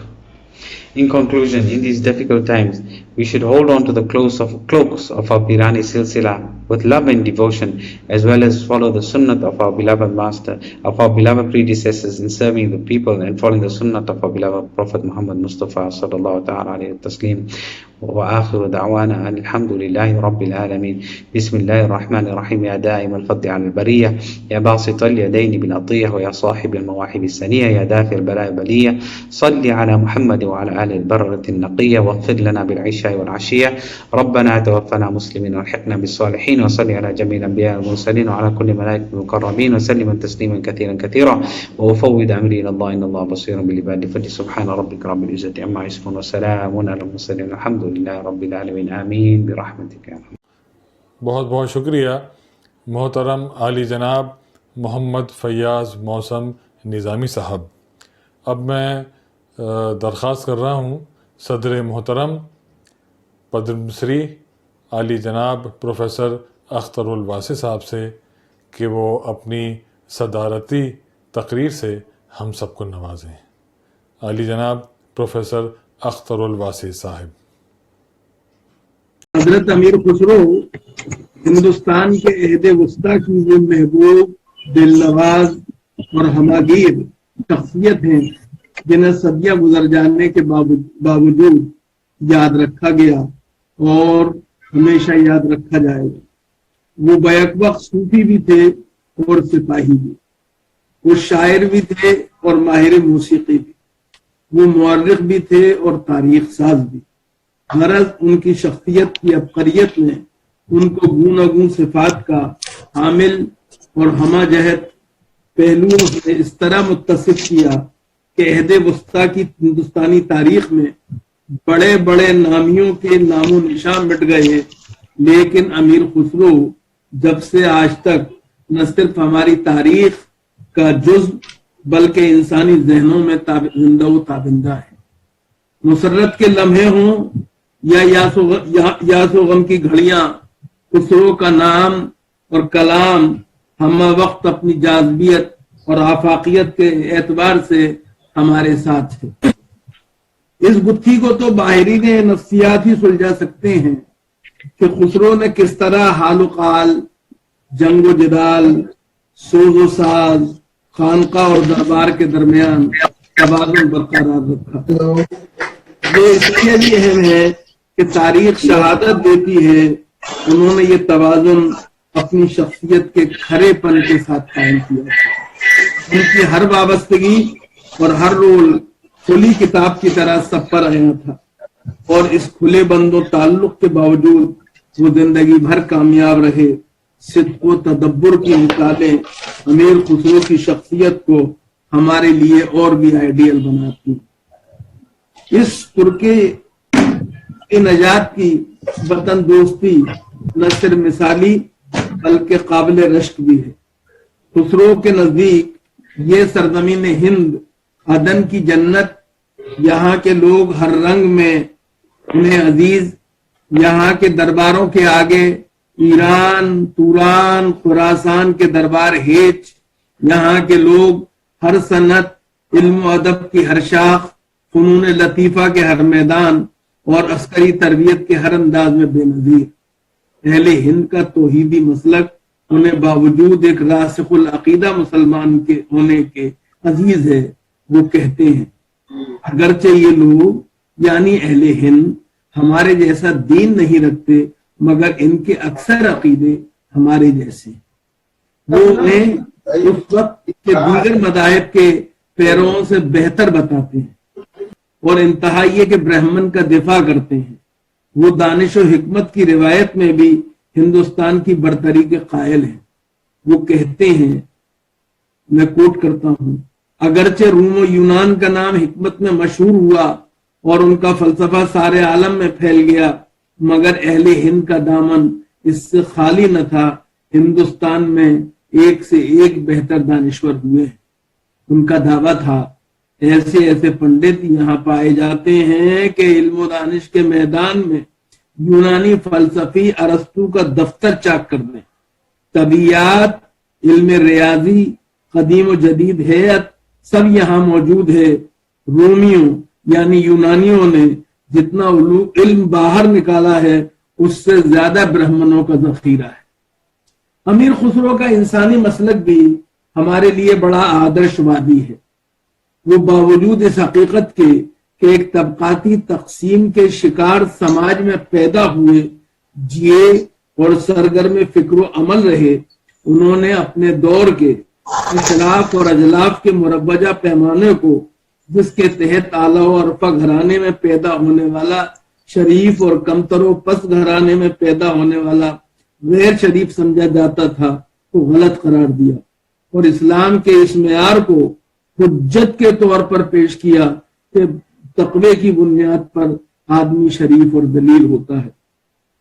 وہ ایمانداری اور اخلاص کے ساتھ محنت و مشقت کرنے والوں کو نام نہاد اور نکھٹو شریف زادوں پر ترجیح دیتے ہیں۔ ان کا خیال تھا کہ بڑوں کی سبھی اولاد بڑی نہیں ہوتی، اکثر ککڑی کا بیج تلخ بھی نکل جاتا ہے، جبکہ اس کے برعکس ان کا کہنا تھا جو تارا تمہیں ننا سے دکھائی دیتا ہے وہ حقیقت میں ایک دنیا ہے۔ وہ دستکاروں کی عظمت کے ترانے شیری کے حضور فرحات کے ذریعے اس طرح سنواتے ہیں کہ نامرد روزی کے لیے خزانوں پر جان چھڑکتا ہے اور مرد پتھروں سے یاقوت نکالا کرتے ہیں۔ میں نے مردوں کی طرح دستکاری کو اپنا لیا ہے اور شاہین کی طرح اپنے ہاتھ سے حاصل کو ہی روزی پر گزر اوقات ہے۔ خسرو کا خیال تھا صاف باطن روشن ضمیر اشخاص کے لیے یہ عیب کی بات ہے کہ وہ اوروں کے کاروبار، معاملات یا پیشے کو برا بھلا خیال کریں۔ سبھی جانتے ہیں کہ تشت میں سوراخ ہونا عیب کی بات ہے، مگر چھلنی کے لیے خوبی کی۔ دستکاروں اور دوسرے بظاہر کمتر پیشے اختیار کرنے والوں کی حمایت کے ساتھ ہی ساتھ امیر خسرو تباہم اور روایت پر سماج کے ایک اور تصور پر خاموشی مگر کمال حکمت کے ساتھ ضرب لگاتے ہیں۔ وہ تھا بیٹیوں کا خاندان میں منصب و مقام۔ وہ اپنی بیٹی میمونہ سے خطاب کرتے ہوئے کہتے ہیں، میں حوالہ دیتا ہوں، تیرا چہرہ میرے دل کا چشم و چراغ اور تو میرے باغ دل کا خوب ترین میوہ ہے۔ گو کہ تیرے بھائی سب کے سب خوش بخت ہیں، مگر میرے دل و نگاہ میں تجھ سے بہتر نہیں۔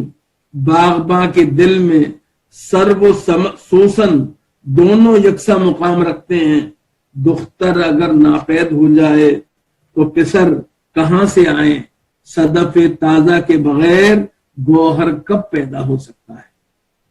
امیر خسرو جن شخصی حکومتوں کے جبریہ ماحول میں جیے اس کو انہوں نے بطیب خاطر شاید کبھی قبول نہیں کیا۔ وہ بعض مقامات پر تو اس حد تک بیداری کا اظہار کرتے ہیں کہ ہائے افسوس، تھکے ہارے لوگوں کی طرح کب تک ان مردوں یعنی امیروں کے در پر سجدہ کرو گے؟ کیا تم اتنا بھی نہیں جانتے کہ جنازے کی نماز میں سجدہ ناجائز ہے؟ علم عمارت قدوں میں محصور ہو جائے وہ اس کے بھی خلاف تھے۔ ان کا کہنا تھا علم کو جاہو مال کے اندھیرے گھر کی شمع بنا کر اسے سیاہ نہ کرو کہ تمہارا علم ہی تمہاری روشنی ہے۔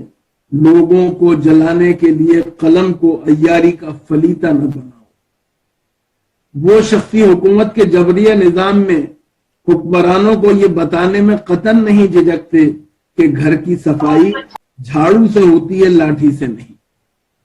جبر و استبداد سے عبارت اس سماج میں کبھی بھی کسی آزاد بے ذمہ شخص کے اچھے دن آ جاتے تھے اور وہ اسے بے لگام بھی کر دیتے تھے اور جور و ستم کی ہر روایت وجود میں آ جاتی تھی۔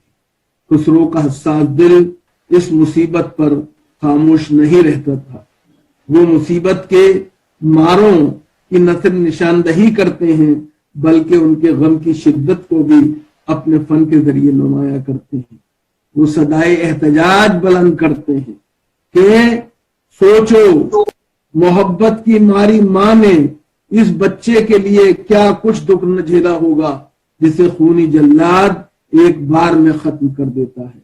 قصاب اس گڈریے کا دکھ کیا جانے جس نے بکرے کو پالا پوسا ہے، اور لکڑہارا باغباں کے دل کی حالت کو کیا سمجھے۔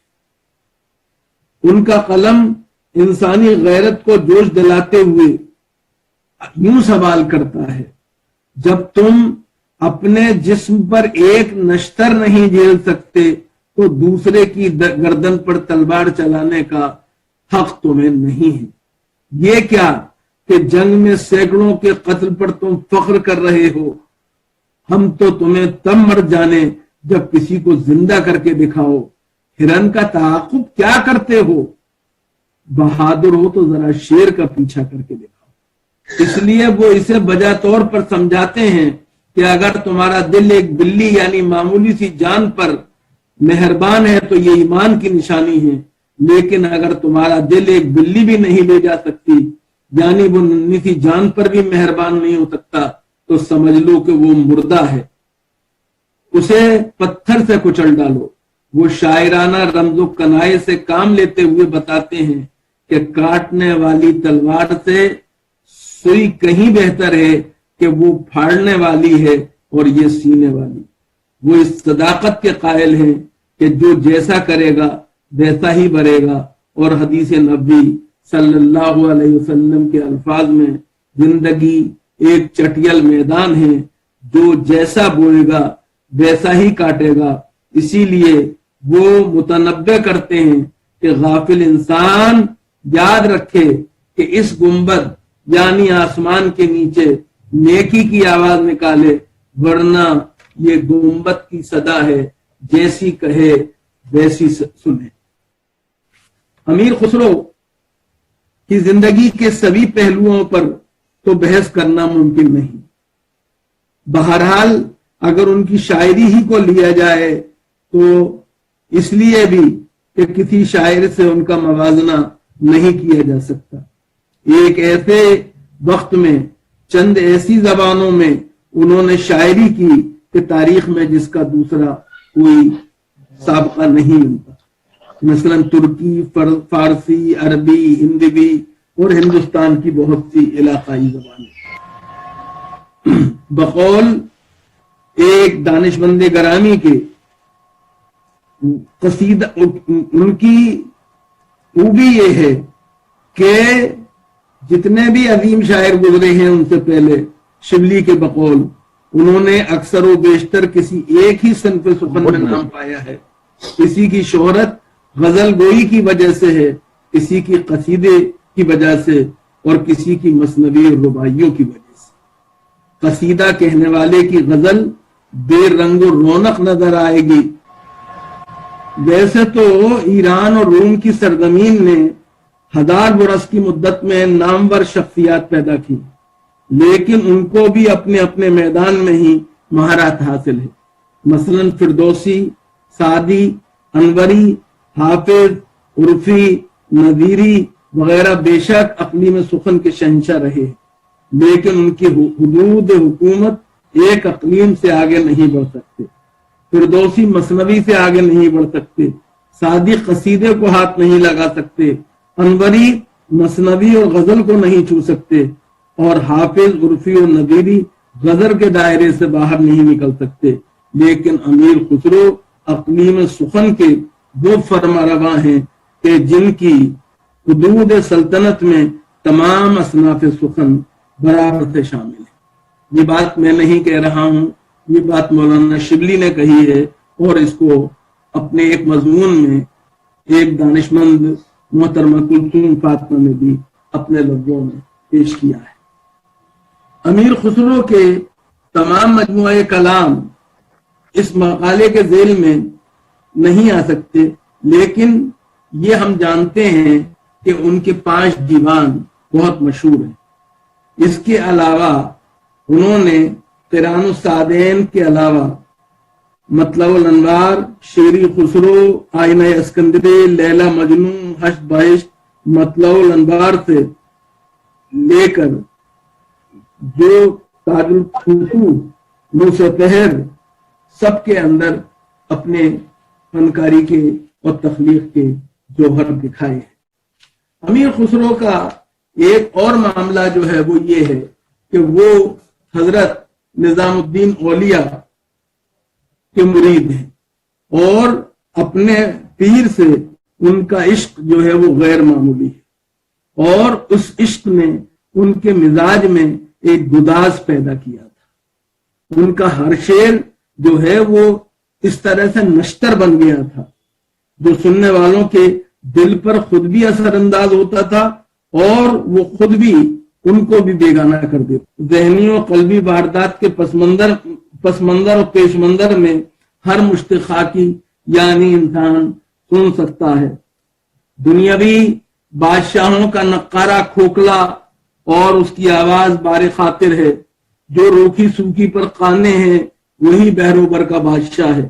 اپنی جگہ پر دامن میں پاؤں کھینچ کر پہاڑ بن جاؤ تاکہ ہوا کا کوئی جھونکا تمہیں ہلا نہ سکے، کیونکہ عمر رواں مثل آندھی کے ہے اور آدمی بس ایک مٹھی خاک۔ صاحب نظر انسان گلوڑی میں لپٹا سہی مگر ہے دنیا کا بادشاہ۔ تلوار میان میں سوئی ہوئی سہی مگر کرتی ہے ملک کی پاسبانی۔ جب تک تجھ پر نورانیت سایہ فگن ہے تیرا غلام ہے، جیسے کہ سورج سر پر چمکے تو سایہ قدموں کے نیچے آ جاتا ہے۔ دل کو مختلف قدورتوں اور خیالات سے پاک و صاف کر کے خاطر جمعی سے بیٹھو، کیونکہ اگر کاغذ سادہ ہو تو اس کے بکھر جانے یعنی گم ہو جانے کا خطرہ نہیں ہوتا۔ محشر میں کچھ نہ کر پاؤ گے، وہاں تو عجیب اتھل پتھل ہوگی، یہاں جو کچھ کرنا ہے کر لو، یہیں سے پانی بھر کر لے چلو، دریا پر شور و شر بہت زیادہ ہے۔ بہت شکریہ۔ بہت بہت شکریہ محترم پروفیسر اختر الواسی صاحب، میں آپ کا بہت بہت شکر گزار ہوں۔ آپ کے ساتھ ساتھ اس ویبینار کے جتنے بھی شرکاء ہیں جو ہندوستان کے کونے کونے سے اور ہندوستان کے باہر سے بھی اس ویبینار سے جڑے ہوئے ہیں، میں آپ سب کا بہت بہت شکر گزار ہوں کہ آپ سب لوگوں نے اس میں شرکت فرمائی۔ اور میری بڑی خوشی کی بات ہے کہ اس وقت اس ویبینار سے بہت لوگ جڑے ہوئے ہیں، بہت لوگ اس ویبینار کو دیکھ رہے ہیں، بہت خوشی کی بات ہے۔ اور صوفیہ کی حضرت امیر خسرو رحمۃ اللہ علیہ کی تعلیمات گھر گھر پہنچ رہی ہے اور میرے لیے بہت خوشی کی بات ہے۔ اس کے ساتھ ساتھ مجھے یہ بتاتے ہوئے بہت افسوس اور تکلیف و غم بھی ہے کہ ہمارے کافی پیر بھائی اللہ تعالیٰ کو پیارے بھی ہو گئے ہیں، جس میں مجھے بتاتے ہوئے بہت افسوس ہو رہا ہے۔ ہمارے بہت ہی بزرگ و محترم ہمارے پیر بھائی جماعت نظامی حیدرآباد کے ناظم محترم نور اللہ خان نظامی صاحب اللہ کو پیارے ہو گئے ہیں، اور انہی کے بھتیجے نیاز احمد نظامی صاحب کا انتقال ہو گیا ہے، اور انہی کے بھتیجے عزیز حسن خان نظامی صاحب بھی اللہ کو پیارے ہو گئے ہیں، اور دلی گھرانے کے چیف اقبال احمد خان نظامی صاحب بھی اللہ تعالیٰ کو پیارے ہو گئے ہیں۔ ہمارے بڑے ہی عزیز پیر بھائی تھے۔ اور اس کے ساتھ ساتھ ہمارے کلکتہ کے ایک پیر بھائی ڈاکٹر محمود یعقوب نظامی صاحب، جو ایک فرشتہ صفت انسان تھے، وہ اللہ کو پیارے ہو گئے ہیں، اور ان کے ساتھ ساتھ اور بھی بہت سارے پیر بھائی عزیز اللہ کو پیارے ہو گئے ہیں۔ اللہ تعالیٰ ان سب کی مغفرت عطا فرمائیں، ان کو خواجگان چشت اہل بہشت کا قرب عطا فرمائیں، اور ان کے تمام پسماندگان کو صبر جمیل عطا فرمائیں۔ اور اللہ تعالیٰ سے آپ سب لوگوں کے لیے بھی دعا کرتا ہوں، اللہ تعالیٰ آپ کو صحت و سلامتی عطا فرمائے، دین اور دنیا کی کامیابی عطا فرمائے، وقت خوش راحت دل بدید عطا فرمائے، اور ہر بیماری سے، ہر پریشانی سے آپ کی اہل خانہ کی سب کی حفاظت عطا فرمائے، اور خصوصی طور پہ جو پینڈیمک چل رہا ہے، بیماریاں چل رہی ہیں، ان تمام بیماریوں سے اللہ تعالیٰ آپ سب کی حفاظت فرمائے، اور جتنی بھی منت مرادیں ہیں اللہ تعالیٰ آپ سب کی پوری عطا فرمائے، صحت و سلامتی عطا فرمائے، وقت خوش راحت دل بدید عطا فرمائے، اور دعاؤں کا اور انشاءاللہ لنگر کا سلسلہ عرس میں جاری رہے گا، اور حضرت امیر خسرو رحمۃ اللہ علیہ کا عرس ہے، اور حضرت ان سے موسیقی جڑی ہوئی ہے۔ اب میں آخر میں سب سے پہلے درخواست کروں گا استاد اقبال احمد خان نظامی صاحب مرحوم کے صاحبزادے سے، سعد اقبال خان نظامی صاحب سے، اور دیگر حضرات سے جن کا تعلق دلی کے موسیقی گھرانے سے ہے، دلی گھرانے سے ہے، کوکب راشد نظامی صاحب سے، اعظم شاہد نظامی صاحب سے، دانش ہلال خان نظامی صاحب سے، کہ وہ یہ تمام حضرات اپنی حاضری پیش کریں، اور آخر میں التجا کروں گا استاد سعید ظفر خان نظامی صاحب سے کہ وہ بھی اپنی حاضری پیش کریں۔ بہت بہت شکریہ۔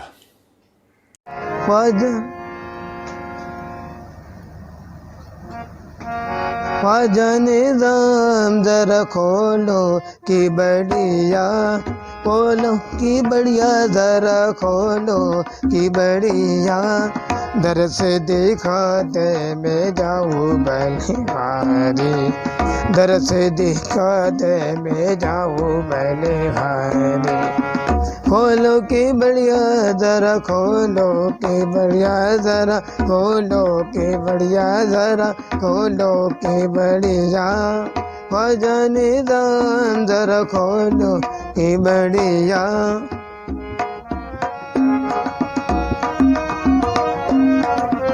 دوارے پہ تونے سکیا آئی، سکیا آئی، چشتی نگر کی ساری میں جاؤں بلہاری، چشتی نگر کی ساری میں جاؤں بلہاری، چشتی نگر کی ساری میں جاؤں بلہاری، در سے دکھا دے میں جاؤں بلہاری، در سے دکھا دے میں جاؤں بلہاری، کھولو کی بڑیا ذرا، کھولو کی بڑیا، خواجہ نظام ذرا کھولو کی بڑیا ذرا، کھولو کی بڑیا ذرا، کھولو کی بڑیا،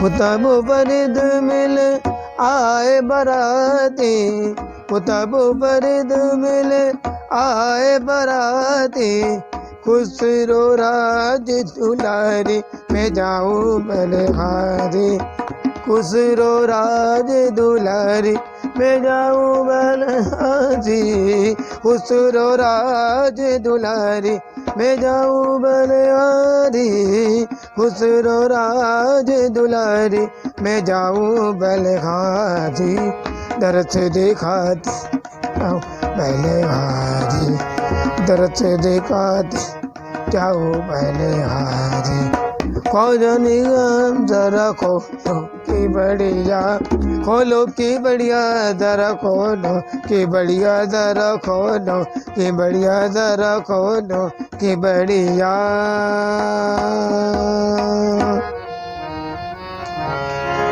شکریہ بہت بہت، نوازش۔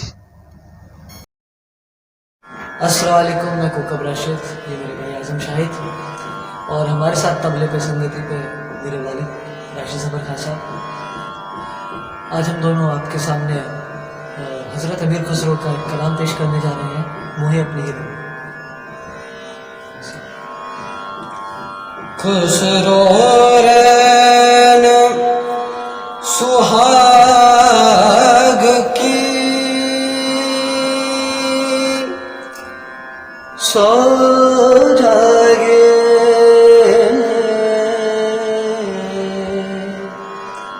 پیر کے سنگ تن مورا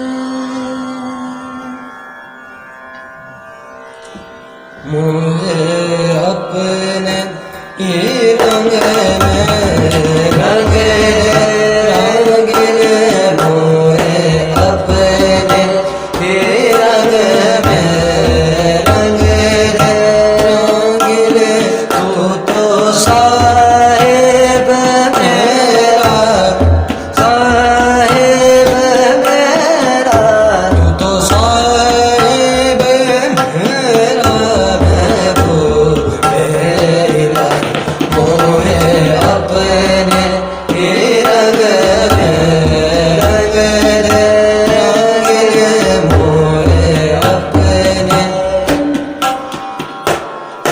हमारी चुनरिया पिया की पगड़िया हमारी चुनरिया पिया की पगड़िया वो तो बसंती रंग दे वो तो बसंती रंग दे तू तो साहिब मेरा तू तो साहिब मेरा तू तो साहिब मेरा महबूबे इलाही मोहे अपने ही रंग में रंगीले मोहे अपने जो कुछ मांगे रंग के रंगाए जो कुछ मांगे रंग के रंगाए जो कुछ मांगे रंग के रंगाए मोरा जो बैल के भी रख ले मोरा जो बैल के भी रख ले तू तो साहिब मेरा तू तो साहिब मेरा तू तो साहिब मेरा महबूबे इलाही मोहे अपने ही रंग में रंगीले मोहे अपने खुसरो निज़ामुद्दीन है पीर मेरो खुसरो निज़ामुद्दीन है पीर मेरा खुसरो निज़ामुद्दीन है पीर मेरो मोरे राज शरण सब रख ले मोरे राज शरण सब रख ले तू तो साहिब मेरा तू तो साहिब मेरा तू तो साहिब मेरा महबूबे इलाही मोहे अपने ही रंग में रंगीले मोहे अपने ही रंग में अपने ही रंग मोहे अपने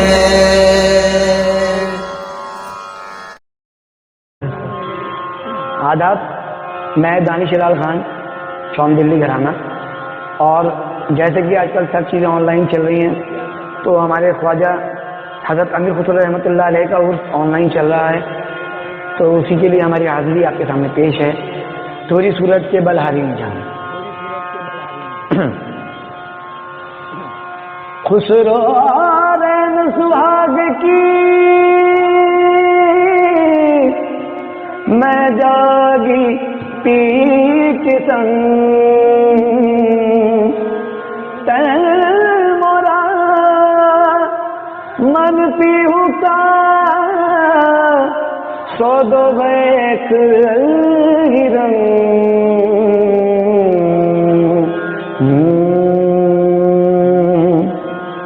तोरी सू کے بلہاری نظام تھوڑی صورت کے مہواری نظام تھوڑی صورت کے مہواری نظام تھوڑی صورت کے مہواری نظام تھوڑی صورت کے مہواری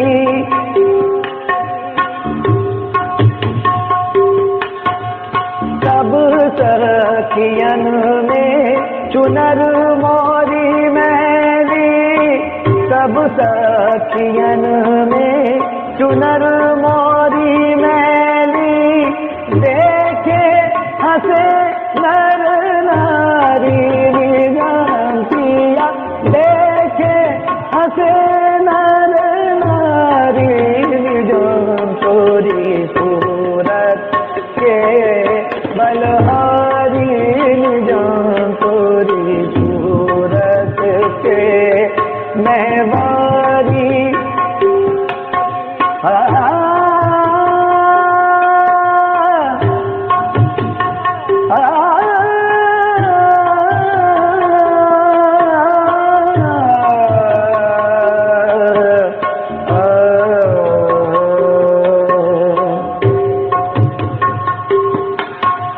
اب کے بہار چنر موری رنگ دے اب کے بہار چنر موری رنگ دے رکھ لے لاج ہماری نظام کیا رکھ لے لاج ہماری نظام تھوڑی صورت کے مہواری نظام تھوڑی صورت کے مہواری نظام تھوڑی صورت کے بلہاری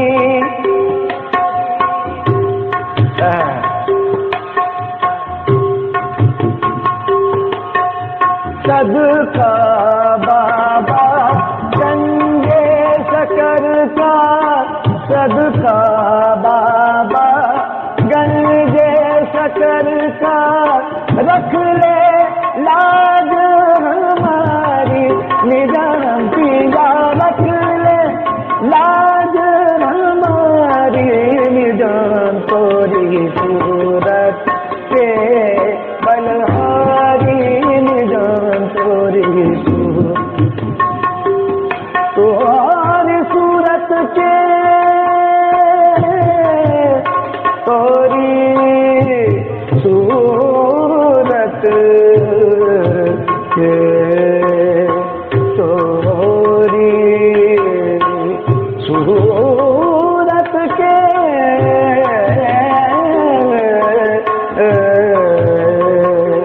تھوڑی صورت کے بلہاری نظام تھوڑی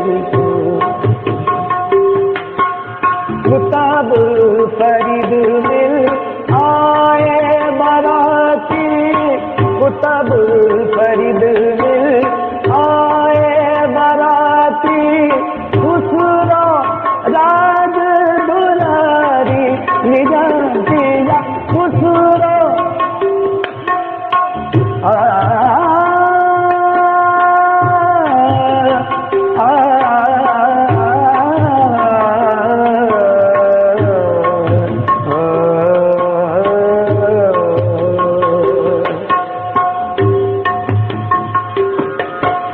کتاب فرید مل